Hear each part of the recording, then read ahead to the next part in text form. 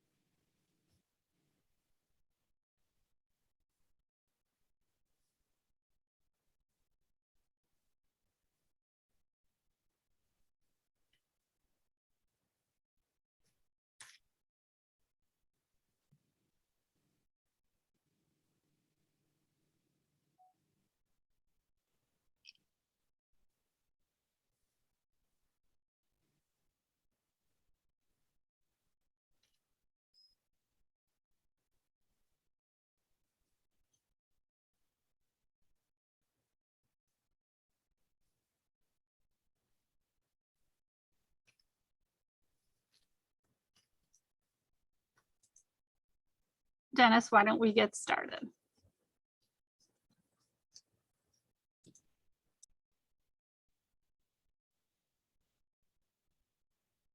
Good afternoon. I'm Dennis Galecki. Welcome to the 432nd Imagine Greater Buffalo program and another wonderful virtual Imagine lecture hosted by the Buffalo and Erie County Public Library. Thanks so much for joining us today. This program is created by the Center for the Study of Art, Architecture, History, and Nature, or C-SAAHN, as I pronounce the acronym, and ImagineLifelongLearning.com. Now, we're going to start with our speakers shortly, but first, a little housekeeping. Everyone watching will be muted during our speakers presentation, which will last about 15 minutes. We'll have time for questions at the end. So if you do have a question, please type it into the chat box and we'll get to as many as we can. This program is being recorded. You'll be able to watch it again later on the library's Facebook and YouTube channels and share the link, we hope, with your networks and friends. As a reminder, Life Willing will be here on Zoom every Tuesday at 12:30 p.m. with a great lineup of local speakers. Now, this is the fourth Tuesday of the month, and going forward, every fourth Tuesday has always been dedicated to nature and science, the fourth pillar of C-SAAHN. Last summer, we had a 10-week series. It was called Imagine Creating a Culture of Sustainability. What would a sustainable community look like, we asked.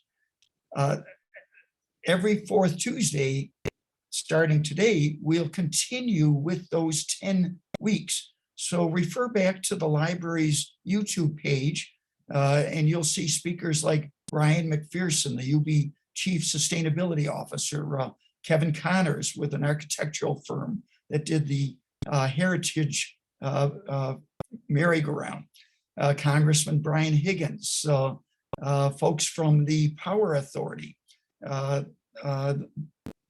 Bonnie Lang Lawrence, the Erie County Department of Environment and Planning, Susan Clark, who heads up the graduate program at UB on sustainability, Michelle Urbanchik from the Ralph C. Wilson Children's Museum, and Jill Spiziak-Jedlicka, as well as finally a conversation between Jay Burney and Jay Jean Rose Burney, finished up with observations by myself and J.D. Hartman, who is our co-host again today. So today's feature speaker to add to that list is Margaret Wooster. Margaret was a founding member of the Friends of the Buffalo River, the headwater spring that led to Buffalo Niagara Waterkeeper.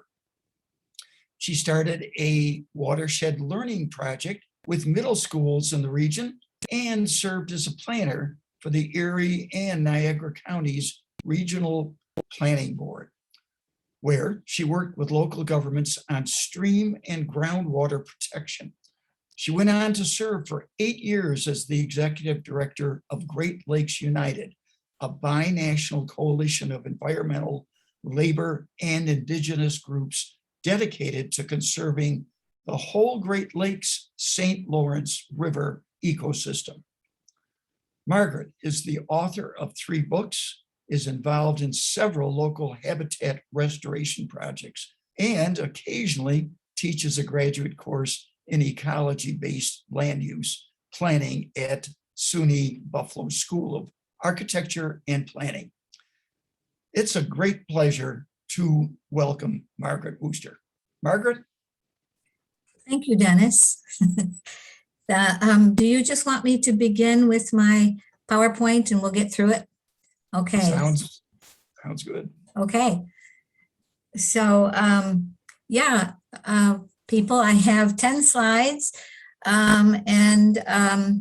this is mostly about the work we're doing on the Outer Harbor, but you'll see in these slides, there's a lot of reference to all the other things Dennis mentioned, especially the Great Lakes as a whole. So as you probably, most of you know, we have been fighting, a lot of people in Buffalo, for a sustainable Outer Harbor. And we've been fighting specifically for a park, for it to be designated as a park, for a lot of reasons, which I'll go through pretty quickly. But basically, because the nature of the Outer Harbor already is a park. And also, we have this famous park system, the Olmsted Parks. And Olmsted wanted to build a park on the Outer Harbor way back when. So this sort of fulfills the missing link in that whole system. And then, as you can see a little bit on this slide, I think I've got a better one. I just want to point out that this Jay Jean and Jay Burney on August 24th made a nice presentation about why our Outer Harbor is globally important. And among other things, this map is based on our local waterfront revitalization plan, which is part of our zoning. And notice the Outer Harbor boundary here, which is the international boundary, and then the city boundary coming in here. Oh yeah, thank you. I'm pointing on my arrow, you can't see, but yes. And so the international boundary, all that submerged land is basically part of the Outer Harbor, and something to be thinking about when we talk about the Outer Harbor, because not only is it part of it, but our water intake, as you can see on the map, is located right there. And why is this important? It's because this is where the 4 upper Great Lakes funnel into the Niagara River. That's the Thalweg, or deepest part of that flow, which is our boundary with Canada. And it's also the cleanest water. So it's very important for our water, and everything that happens on the land in the Outer Harbor is also really important. Okay, that's my signal. So one of the goals of the local waterfront revitalization plan is to safeguard our access to clean Great Lakes water. And you can see that on the right of that map, is the boundary again of the local waterfront revitalization plan. That's the program. That's really what it focuses on. And when we talk about the Outer Harbor, we're looking at everything south of the Buffalo River. And then out to the water intake, which is about a mile. That's that little roundhouse with the red roof, located about a mile out from the Buffalo River. That's our water intake. And as we know, it's, we depend on it as this city, and what happens on the land affects the water. So here we have right near Times Beach, a beach similar to Gallagher Beach, which I think says the same thing, a beach where you can't swim or wade safely. People do, but there are contaminants in the sediments. So this is, when we say safeguard, we also mean we should be saying restore. Okay, next. Another goal, so I'm doing 3 or 4 of, actually 5 of the goals from the local waterfront revitalization plan. There are 10 in all. Protect and rebuild the Lake Erie Niagara River food web, recognizing local fish as an important food source. That's actually a quote from the LWRP. Interesting that, besides sports fishing, which the Outer Harbor and Lake Erie and Niagara River even are known for, we're talking about food source. Now, right now, it's not safe to eat the fish from the Buffalo River or the Outer Harbor. There's an actual fish advisory against it because of PCBs in the fish. And so this goal really has everything to do with how we manage both the sediments that are in the Outer Harbor and the land draining to it, because we want to be able to eat those fish. We have an increasingly immigrant population who rely on fish as an important food source, and everybody should be able to eat. This was once one of the biggest freshwater fisheries in the world. So again, we need to be thinking about what we're doing on the land that's going to help us get back edible fish. Okay, next. Where to start? So it's easy to say these things. We need clean water. We need edible fish. But a good place to start, we've already had a lot of good work done on the Outer Harbor. The map on the left is based on work that the DEC and Department of State did beginning in 1985 and I think ending in 1990, 5-year project mapping significant coastal habitats in this region. And they based that on the species that were there, the habitat that was there, the numbers of those species that were there. And they came up with these 5, beginning with Smokes Creek Shoals, which is south of the Outer Harbor, but within, striking distance. The Small Boat Harbor, Tiff Farm, Times Beach, and North Buffalo Harbor at the top there. That's a 400-acre underwater, really important fishery, including sturgeon and other relatively rare fish. So we have these significant coastal habitats. There is an archive of data on each one of these, and we should be using that in the planning. It hasn't been used at all. It's not even mentioned. And we've been fighting for this for, several years. So we need the developers, our Common Council, the decision makers, to understand that this work, there's been a lot of work done on the Outer Harbor. It's not vacant land. It's not empty water. There are significant coastal habitats, and there are actual not only descriptions of them, but sort of guidelines for what to do and what not to do to protect them. Okay, next. Migratory bird habitat, Jay Jean and Jay Burney on August 24th made this great point that this place really is globally significant. It is, again, not vacant land, which is what the developers have called it.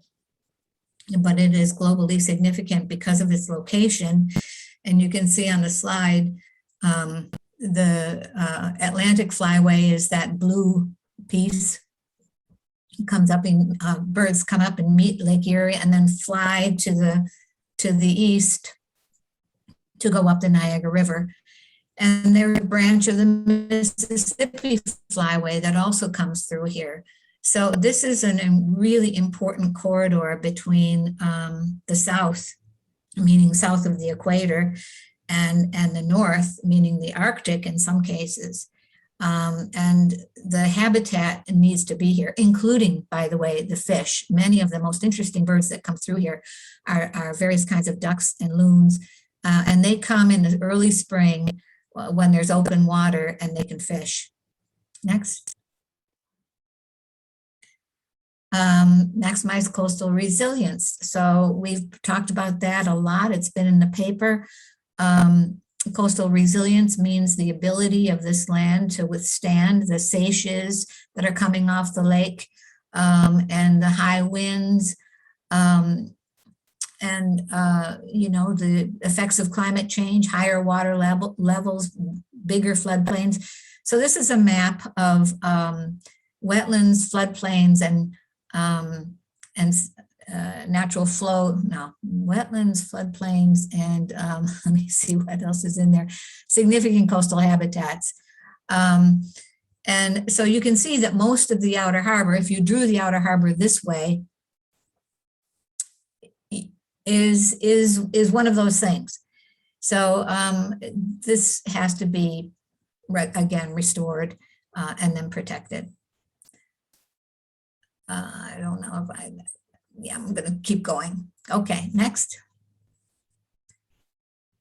So this group that that it's a very loose group called Our Outer Harbor Coalition, and I'm a member, and we've been, you know, writing letters and encouraging people to write letters to the ECH Erie Canal Harbor Development Corporation and to our councilmen and to our decision makers.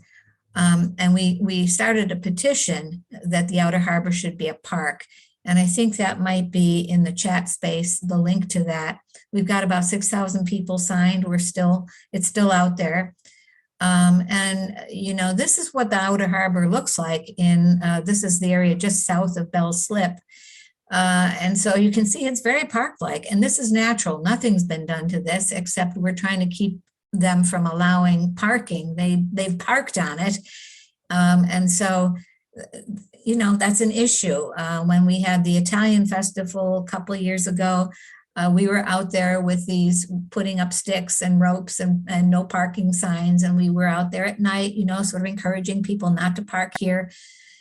And one reason why is because this actually those are mostly cottonwoods and willows.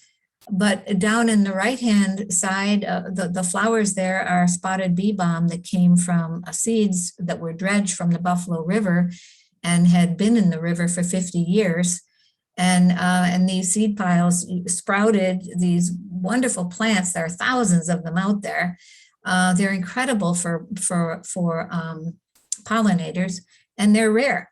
So it's, you know, we don't want to lose this to something kind of ephemeral and maybe even not that necessary, like an amphitheater for mega concerts, 8,000 people. 8,000 people will require parking. They don't have enough parking, so the plan is overflow parking on places like this. So no. Next. We have this checklist for sound waterfront development that we've used. We've had a couple of public meetings and talked about this with people. And when I say we, it's League of Women Voters, it's 21st Century Park on the Outer Harbor, it's Western New York Environmental Alliance, it's Buffalo Niagara Waterkeeper, Sierra Club, ADK, Adirondack Mountain Club, the Trout Unlimited, and Erie County Federation of Sportsmen. It's quite a rich coalition. And we developed these points that any project would need to be, you know, sort of held up against these goals. And so, for example, I'll just take park. Does it conserve and expand public lands? I'm sorry, parkland. Does it support the public vision of our Lake Erie, of our Erie lakefront as parkland? If you think about this amphitheater that's currently the issue we're fighting, does it support the public vision of our Erie lakefront as parkland? The public vision is simpler, quieter, natural. It's been published in the paper. It's been quoted even by the Erie Canal Harbor Development Corporation. That's what the people want. And so this particular project and many of their projects have not supported the public vision. Same with healthy habitat, the amount of pesticide spraying that would have to happen to have people sitting on the grass on summer evenings, 8,000 people. The number of trees that would have to come down to build this thing. These are all points. Climate smart, just go to the end. Is it climate resilient? Does it conserve natural coastal habitats and functions? Does it foster sustainability? This amphitheater idea, and I'm preaching now, maybe hopefully to the crowd, but you know, is it climate resilient? If they take down the trees and take the cladding off Terminal B, probably not. It certainly doesn't conserve natural coastal habitats. Okay, next. So connectivity is what it's all about. I think you've heard this on Imagine before. So your other speakers seek all opportunities to restore connectivity. This is my thing. I have been preaching this for years, maybe decades, I'm not sure. This is a map I made with Lisa Wiesa. This was looking at the Buffalo River, and the green is the opportunity for really preserving some stream corridor connectivity. If we only protected our already regulated floodplains, wetlands, recharge areas, groundwater recharge areas, and buffer zones and riparian habitats, we would have this would be the scientific way to build connectivity into sustainability. And what this map should have is the outer harbor green too, but we were focused on the river. So that whole end piece there on Lake Erie, that should all be green, because as you saw, it mostly is floodplains and wetlands and riparian habitat area. Okay, last one, I think. So again, this is my take on it. So this is my last slide. Areas of concern. How many of you remember that, you know, in 1978, the International Joint Commission pronounced 42 areas of concern or toxic hotspots on the Great Lakes. And you can see on the map, Buffalo River and Niagara River were two of them. And my, you know,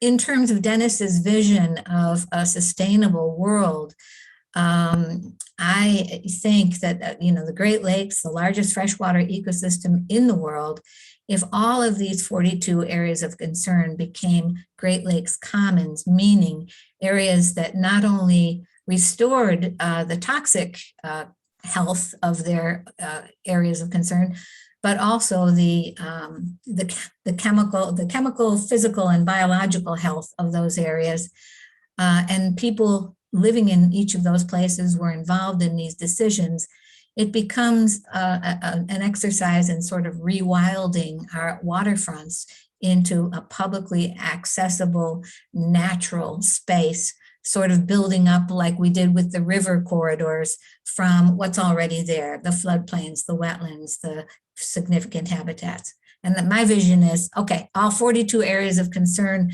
become flip into Great Lakes Commons that, and we're united in our goal to protect and restore the Great Lakes.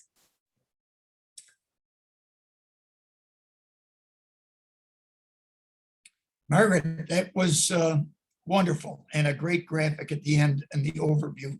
The vision I'm articulating is we may want a sustainable planet, but you start with your own backyard. There you And, go.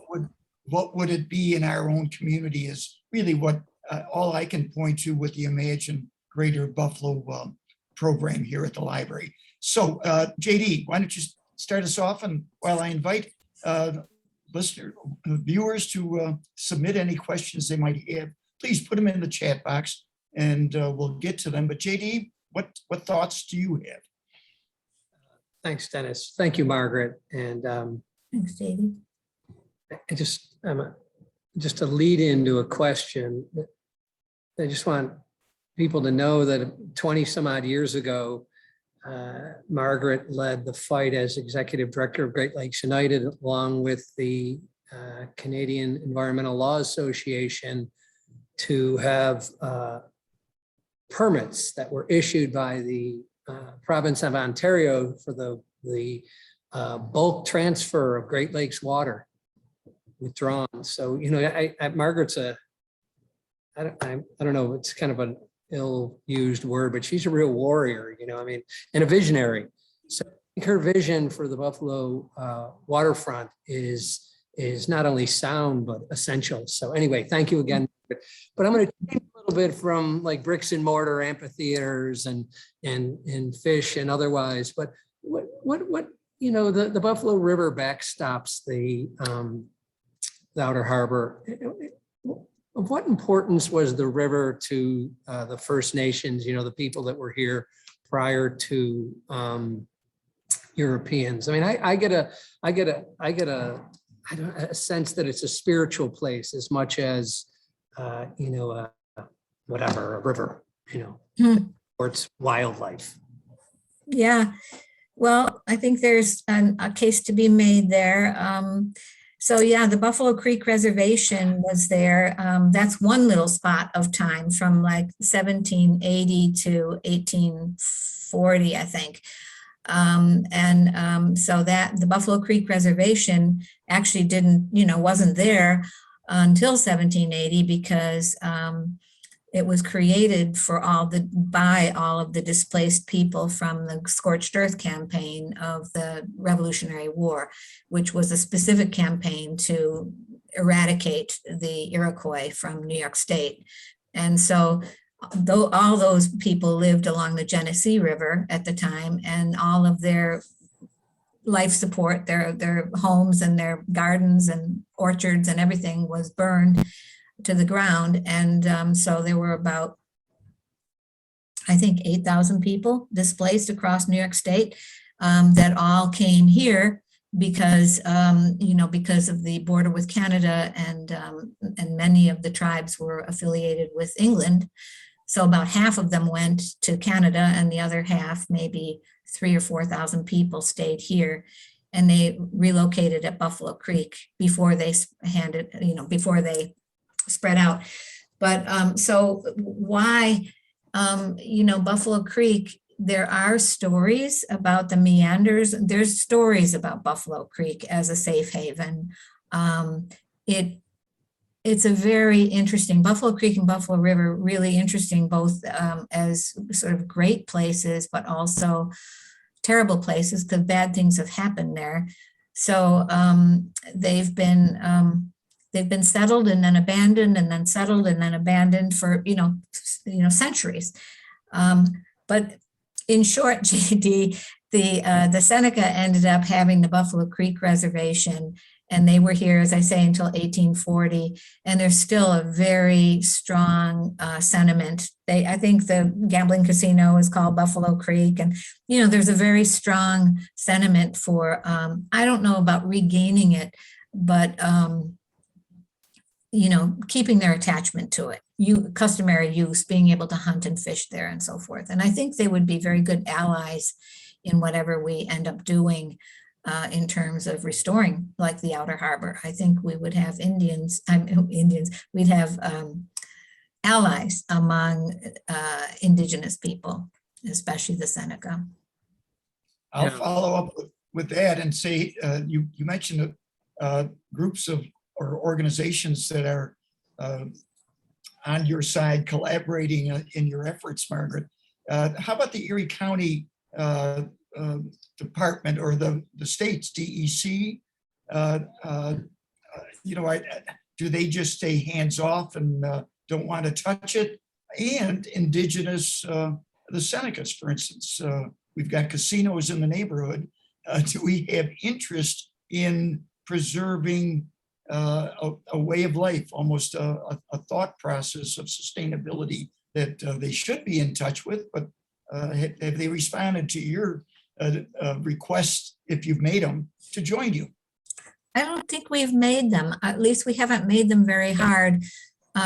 We have been focused on, you know, on stopping the ECHDC, sort of one project at a time, and they keep coming. And so we have made some friends in Albany, and we have made some friends, I think, at the county, and we definitely, I feel, have made friends on the city council. But we're still behind the 8 ball in terms of really gaining the momentum. I think public feeling is with us. As far as I know, I think public sentiment is pretty much with us because we all, as the public, need this place. And not only for us, but for our next generations. And we're thinking about that. We want our kids to be able to stay here, and we want them to be able to, you know, drink the water and stuff. So it's, but, you know, I hate to say this because it's going to sound bad, but, you know, the developers don't think like this. They think about the quick buck and the quick turnaround. They're not really thinking about the sustainability, and that's the big divide. Well, it's called imagining lifelong learning at some level. We've got to keep working on and on everyone's awareness. Melissa, any questions from the audience? Yes. So first of all, I just wanted to say I just put the Facebook link for the Outer Harbor Park Club in the chat there, as Margaret requested. Margaret, I understand that you just released a book. Could you tell us more about that book? Oh, yes. But just to say that link is to the petition specifically. So if people go to that link, they'll get the Outer Harbor Park Club Facebook, but the first thing in that Facebook is the petition. And so just to say, yeah, here's my book. And I don't know, is it backwards on the screen? No, it's the right way. Yeah. And so what was your question, Melissa? So what is your book about and where can we find it? Oh, well, it's called Meander, Making Room for Rivers, and it's about the rivers that we have here tributary to Lake Erie, including the Buffalo River and specifically Buffalo Creek, where I've done a lot of work. It's the place that I most love, and it's certainly not protected in any kind of way. And so the gist of the book is that we really need to begin thinking about the physical nature of our rivers and how they move through the landscape and how they need to flood and they need to have their attached wetlands and how important this whole ecosystem is that rivers run, basically. And that includes the Outer Harbor. And so I don't know, I have chapters on the history of the development. And I have a whole section on, you know, our mismanagement, what's gone wrong, a whole section on why, the biology, why we need floodplains and groundwater and so forth. And then a final section on what we can do. And my belief is, you know, even in terms of climate change, it's up to us. It's all up to us. It's up to us, every person on this call. It's not that we have to, you know, we can continue to lobby our decision makers to do stuff, but we have to know what we're talking about. And we have to know the land well enough and the water to be able to make a case, even first to ourselves. So my book is sort of an attempt at like a beginning seminar in what's here, what have we got, and how does it work? And it's available at Talking Leaves Books. Hey, Melissa, can I assume the library has some copies available for the public? I'm not sure about that actually, but I Okay. will look into it. Please do. Please do. Any other questions? That was all of our questions. I did just put the link from Talking Leaves in the chat as well, in case anyone is interested Margaret, in that. let me ask one other.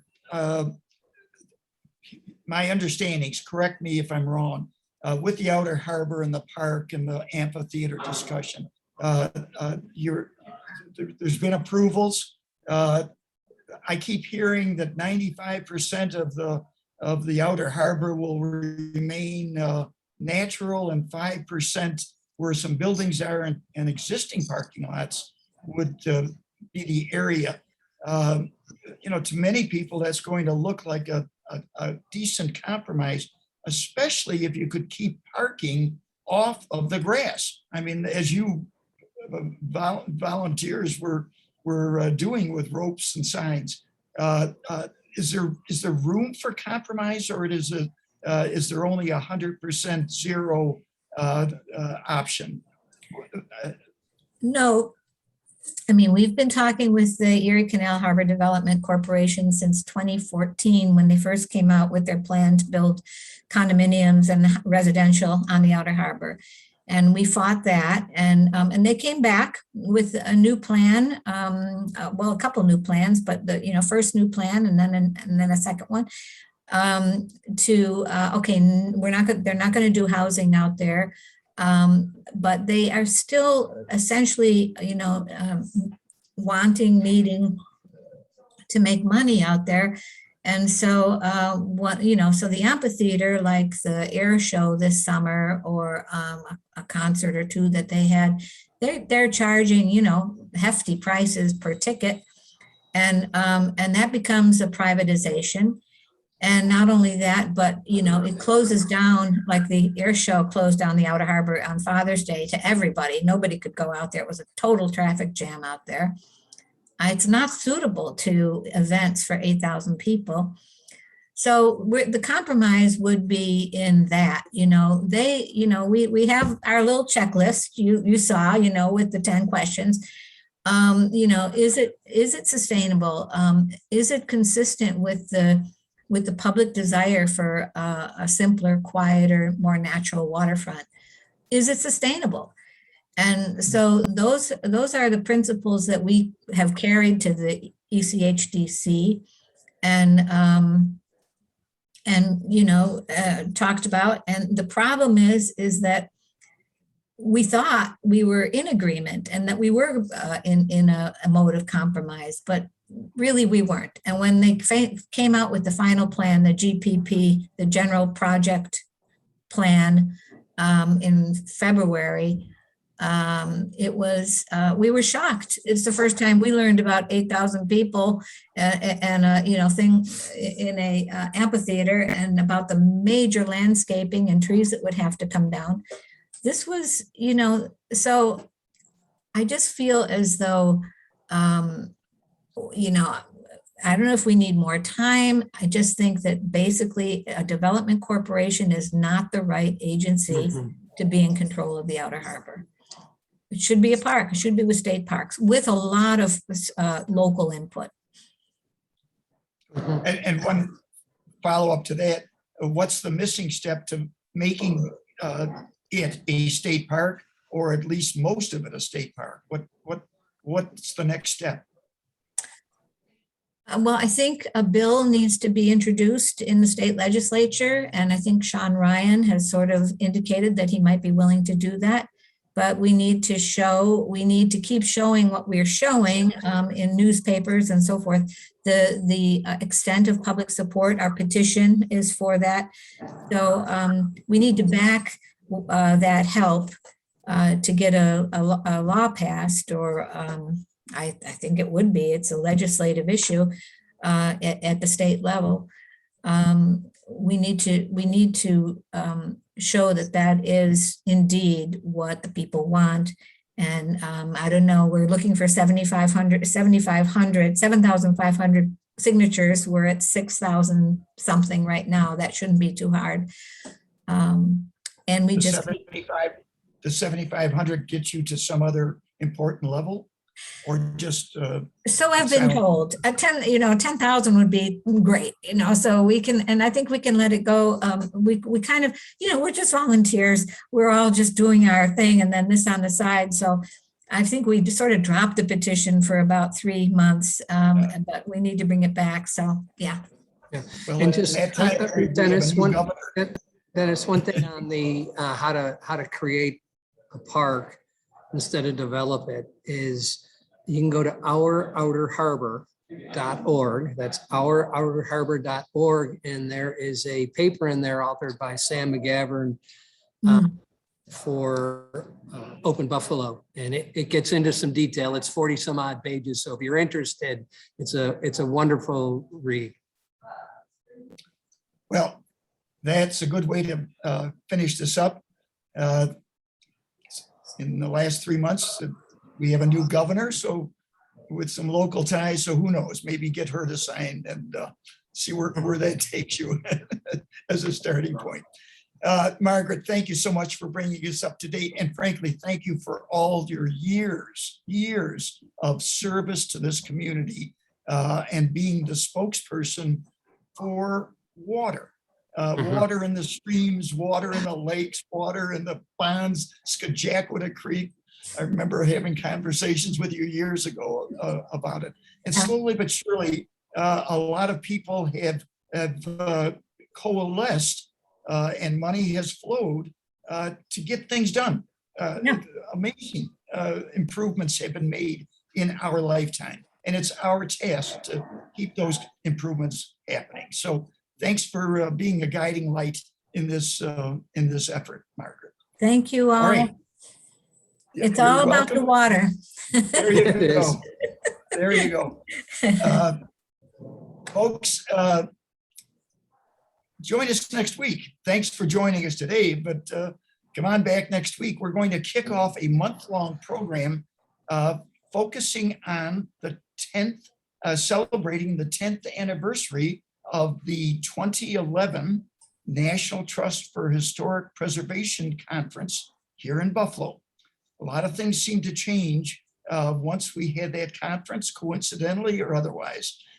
So we're going to have all 4 weeks focused on the events that happened then and their impact today. So we'll kick it off with Shane Stevenson, the author.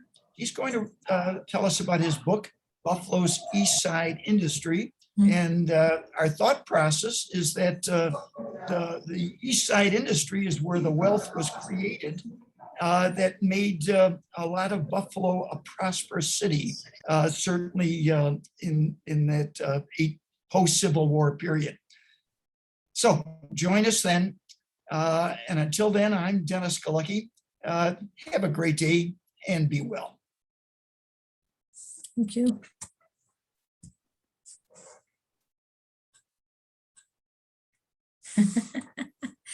That was cool.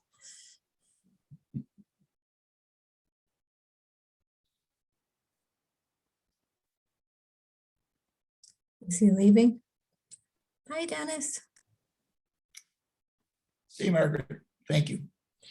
Thank you, Dennis. Bye. You're welcome. Thank Yeah. you. And thanks to JD too.